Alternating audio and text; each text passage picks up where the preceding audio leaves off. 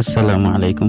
আজ আমরা কয়েকজন শিক্ষক বের হয়েছে একটু সুন্দর সময় কাটানোর জন্য। চলুন আপনাদেরও নিয়ে যাই আমাদের আজকের ছোট্ট ভ্রমণে। একটি সরু গলি দিয়ে আমাদের যাত্রা শুরু হলো। হাঁটতে হাঁটতে চারপাশের পরিবেশ উপভোগ করলাম, গল্প করলাম আর সুন্দর মুহূর্তগুলো ক্যামেরাবন্দি করলাম। গ্রামের সহজ সরল দৃশ্যগুলো সব সময় আলাদা এক ভালো লাগা তৈরি করে। পথে চোখে পড়লো আর্জেন্টিনার পতাকা। এরপর কিছু দূরে গিয়ে দেখতে পেলাম ব্রাজিলের পতাকা। বাতাসে উঠতে থাকা পতাকাগুলো পরিবেশে আলাদা এক সৌন্দর্য যোগ করেছিল। হাসি মুখ আর চঞ্চলতা আমাদের পথটাকে আরো আনন্দময় করে তুলেছিল। আর শান্ত পরিবেশ যেন মনকে অন্যরকম প্রশান্তি দিচ্ছিল।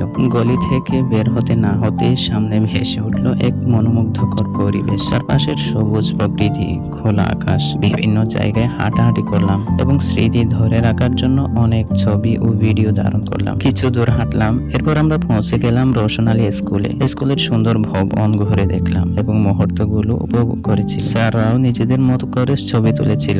স্কুল থেকে বের হয়ে আবার হাঁটা শুরু করলাম। সামনে ছিল দুই পাশে সারিবদ্ধ গাছে ঘেরা একটি সুন্দর পথ। সেই পথ ধরে এগিয়ে যেতে যেতে প্রকৃতির সৌন্দর্য উপভোগ করছিলাম। পথের এক পাশে ছিল রেলপথ, গাছে ঘেরা রাস্তা আর পাশে দীর্ঘ রেল লাইন। দৃশ্যটা সত্যিই ছিল অসাধারণ। কিছু সময় সেখানে হাঁটলাম এবং সুন্দর কিছু ভিডিও ধারণ করলাম। দীর্ঘ হাঁটাহাঁটির পর আমরা একটি দোকানে বসলাম। সেখানে ঝালমুড়ির উপকরণ সংগ্রহ করা হলো আর শুরু হলো আড্ডার সঙ্গে মজাদার ঝালমুড়ি খাওয়া। আলহামদুলিল্লাহ, হাসি, গল্প, প্রকৃতির সৌন্দর্য আর সুন্দর কিছু স্মৃতি নিয়ে আজকের বিকেলটা সত্যি অনেক উপভোগ্য ছিল। আবার দেখা হবে নতুন কোনো ভ্রমণ আর নতুন কোনো গল্প নিয়ে। আসসালামু আলাইকুম ওয়া রাহমাতুল্লাহ।